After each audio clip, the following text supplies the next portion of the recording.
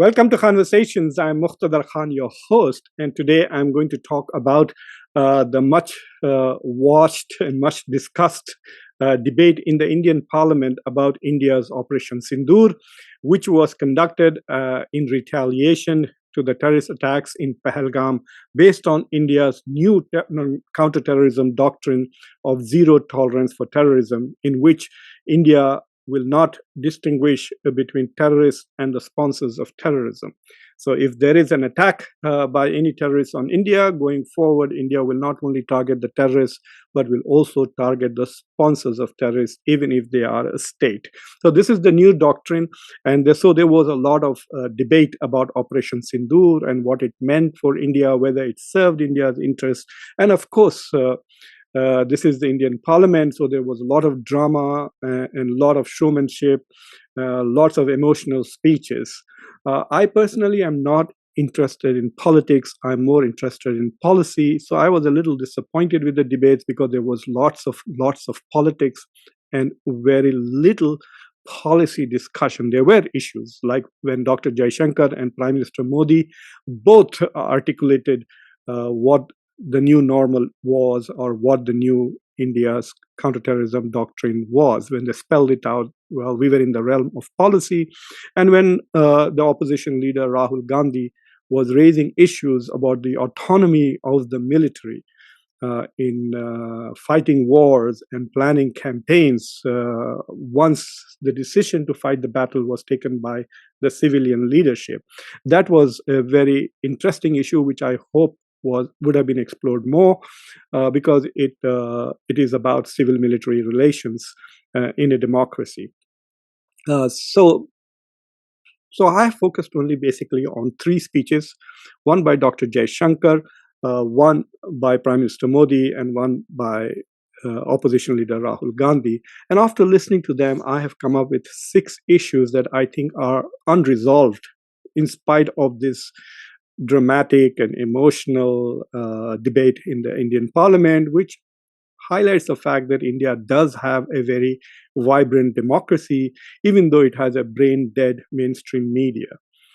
So I'm going to just highlight 6 points which I think are of concern, and we need to talk about those going forward, and they have remained unresolved.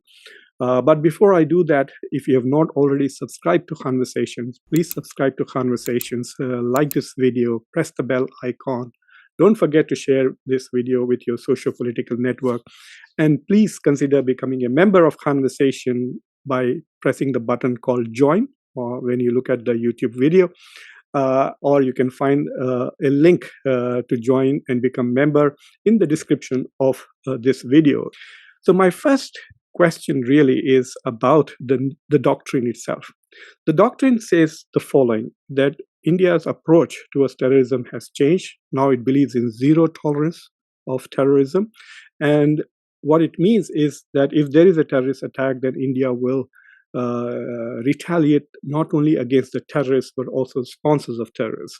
So basically, if there is a Pakistan-related terrorist attack, then they will go and attack Pakistan. So this is a kind of an effort to generate deterrence against cross-border terrorism. I understand that. And one element of that doctrine is that India will not succumb to nuclear blackmail. So if Pakistan says that, oh, if you attack us, we will escalate to use of nuclear technology, India is not going to stop. They will continue with conventional military action against Pakistan, even under the threat of nuclear escalation. So basically, they're saying there's nothing you can do to stop us. If there's terrorist attack, we will attack you.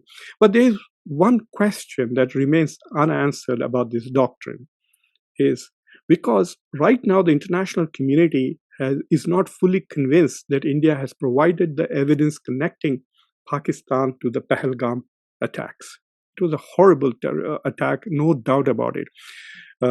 Designed to kill civilians, also designed to provoke interreligious animosity.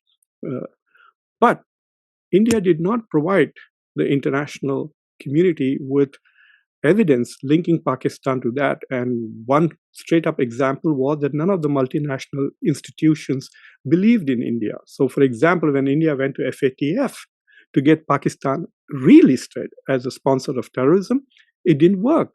And the reason why it didn't work is because India was not able to provide compelling evidence. So the question is, if tomorrow there is a terrorist attack, God forbid, in Calcutta or anywhere, will India's response be to immediately attack Pakistan without fully investigating who the terrorists are, where the terrorists came from, and what is the connection to Pakistan? That is an issue that really needed to be debated. It's a policy, security policy related issue that needed to be discussed. And that was not adequately addressed, I think, in these debates. And India will continue to fail diplomatically if it does not basically fill this loophole in its counterterrorism doctrine. My second issue is related directly to this, which is that what happened in Pahalgam was not only a security failure, which means they had so much time to go ahead and continue with their terrorist attacks, which lasted close to an hour. Then they escaped, and there was complete intelligence failure. So there is no discussion about intelligence and security failure that was so clearly visible in the Pahalgam thing, and the fact that until now, the Indian government, it's more than 2 months, were not able to find. And now that they claim that they have killed all the perpetrators, not many people are convinced that that has really happened. So I think the fact that the security and intelligence failures that led to Pahalgam atrocity and terrorist attack needed to be discussed a bit more. The third issue is the loss of transparency. This is an important issue. So, for example, if you were to go and read up on, say, the Galwan clashes between India and China, India disclosed how many soldiers it lost in the Galwan encounter. But the Chinese, we really don't know how many Chinese died. The Chinese now say about 4 have died in that encounter, whereas India claims that over 100 people died. But China is not being transparent at all.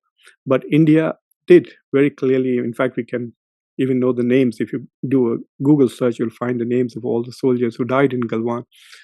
And if you go back and read the Kargil War, there again, India was very transparent about how many soldiers it lost, I think in the excess of over 700.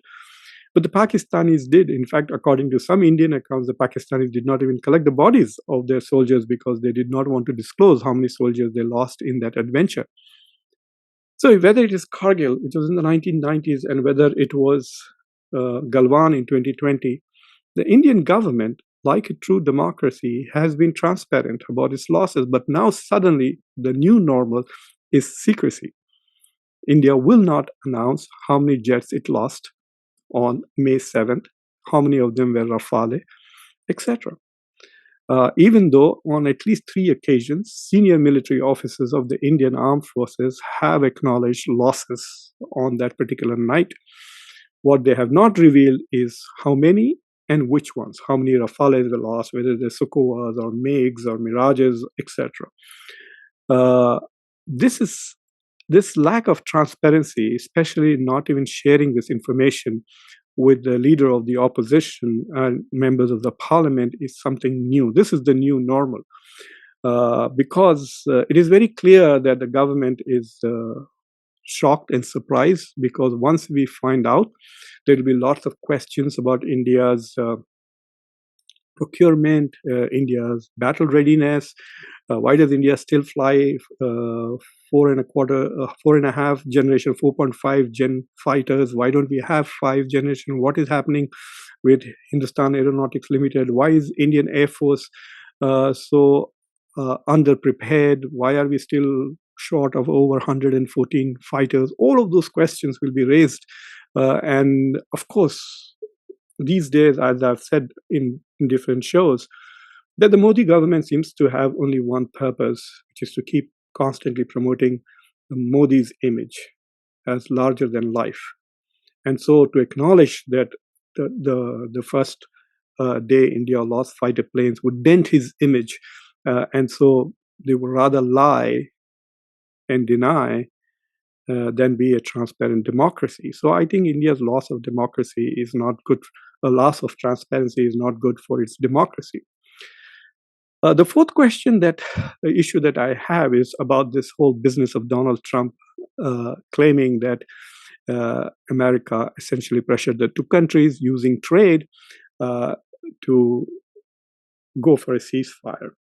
And both Dr. Jaishankar very directly denying that there was no mention of trade, even though he did not say that America did not pressure us to go to a ceasefire. All he said was there was no connection between, we never spoke about trade. And then he also said that there was no discussion between Modi and Trump for a long time.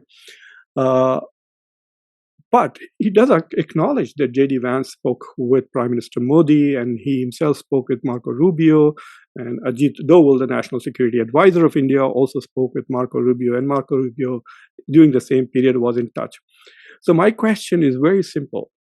Okay, if as India claims that there was no mediation and no external pressure from the United States, that US had no role to play, like Russia, like China, like Argentina, like Jupiter, like Pluto, like Shah Rukh Khan, no role in bringing about the ceasefire between India and Pakistan. This was just done between the conversations. Then the opposition has been asking the question, why did you then stop fighting? Why didn't you take POK? I think it's a fair enough political question. Because you bragged a lot before this, and then why did you suddenly stop when you were supposedly winning the battle? Right? My question is slightly different. My question is, if America had no role, then how did Trump know that it was time to announce the ceasefire? And if Trump had announced ceasefire unilaterally without an okay from India, then why didn't India continue for 1 or 2 days to make him look like a liar? That is the question that needs to be debated. If the US had no role in the ceasefire, then why did Trump make the announcement of ceasefire? And why was not that done by either the Pakistanis or the Indian government? So India's entire narrative that there was no mediation, no role, no pressure of the US is not persuasive, not convincing, primarily because Donald Trump was the first in the whole entire world to make that announcement. So I think that issue was also not resolved in this debate in the parliament. The fifth issue is about India's diplomatic failures. India has claimed that it has huge diplomatic failure. No country stopped India from participating in Operation Sindoor. But no country also condemned Pakistan for terrorism. If India had convinced the rest of the world that Pakistan was responsible, indirectly even, for Pahalgam, then why didn't they condemn Pakistan? Why didn't India's best friends, even Israel, did not condemn Pakistan for Pahalgam? Nobody condemned. Prime Minister Modi says there are 193 countries. Great. How many of them condemned Pakistan by name? Anybody will condemn terrorism. There's no doubt about it. I think even ISIS and Al-Qaeda will condemn terrorism if you ask them. So the question that I really would like to know is that there has been diplomatic failure. And that's not the only diplomatic failure. Since 10th of May or 9th of May, Pakistan has been having many diplomatic wins. They got 2 loans from IMF on 9th May while Operation Sindoor was ongoing. And India actively tried to persuade IMF to not give Pakistan those loans. One for $1 billion, one for $1.4 billion. You can go and check. The second one is the World Bank has after that committed to about $40 billion of investment in Pakistan. Asian Development Bank, $800 million. And after that, India failed to convince FATF to put Pakistan on a list. I mean, the list of Pakistani diplomatic wins continue. This month, Pakistan is the chairperson of the UN Security Council, for God's sake. Asim Munir was invited to the White House. Yesterday, not yesterday, on Friday, Marco Rubio met with Issa Dar here. And then in August, Pakistan and the US are having a summit. So Pakistan is racking up diplomatic victories, and India claims that it has diplomatic success. This is such a disservice to India. People need to ask, what is wrong? Is there something wrong with the messenger, or is there something wrong with the message? Denying the failure of Indian diplomacy after Operation Sindoor in order to make Modi and BJP look good is an anti-national exercise. It is undermining India's national interest to advance the interest of one man. And my last issue, the sixth one, is about civil-military relations. The CDS, Chief of Defense Staff in Singapore, acknowledged that India lost certain jets on May 7th, and they lost because of a tactical error that they made, and then they made adjustments, and therefore they dominated 9th and 10th completely. I completely agree with that assessment. India won Operation Sindoor. If it was a war, India won that war. There's no doubt about it. But what happened at that time was, as disclosed by another Indian soldier in Indonesia in a conference, was this. He said that the Indian civilians, Indian politicians, basically made decisions about the rules of engagement. So they wanted to attack only terrorist camps and not Pakistan, so that, the speech that Dr. Jaishankar gave and the phone call, we did not target Pakistan, we did not target Pakistani military, we did not target Pakistani people, we only targeted terrorists. In order to be able to claim that India just hit the terrorist targets and did not hit Pakistan's air defenses beforehand, and therefore they lost those 3-5 jets, whatever it is. This is a serious policy discussion. If India is going to be doing this kind of thing, if this is the new normal, then it's important that the military be involved in planning. And this is something that Rahul Gandhi also raised, the issue that in 1971, military was in charge, and therefore 1971 was a huge success for India militarily, as opposed to Operation Sindoor, in which the politicians were making tactical decisions rather than the soldiers themselves. There's also one comment I want to add as an adjunct to this six, so basically 6.5 issues that I'm trying to raise. Is Prime Minister Modi in the speech again bragged about Atmanirbhar Bharat and about how Indian-made weapons have been showcased, and the world is talking about it. This I find very interesting, that Indian government, especially Modi, is so desperate for foreign acknowledgement. So this external, so the world is talking about Indian-made weapons. No, the world is not talking about Indian-made weapons in Operation Sindoor. The world is talking about Chinese technology defeating French and Western technology. The world is talking about how the Rafales were destroyed, not how many, or denial whether they were or not. So the world has suddenly awakened to Chinese technology. They talk about India, they talk about Rafale jets, and they talk about S-400 success.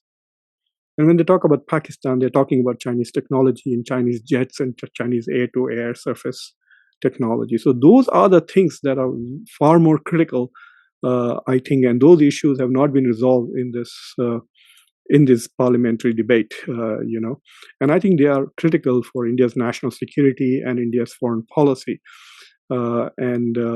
So that's all I wanted to share into this conversation. I hope you found this interesting and thought-provoking. Thanks for watching Conversation. Please subscribe to the channel, like this video, press the bell icon, and share this video with your socio-political network. Until next time, I'm your host, Muqtadar Khan. Take care.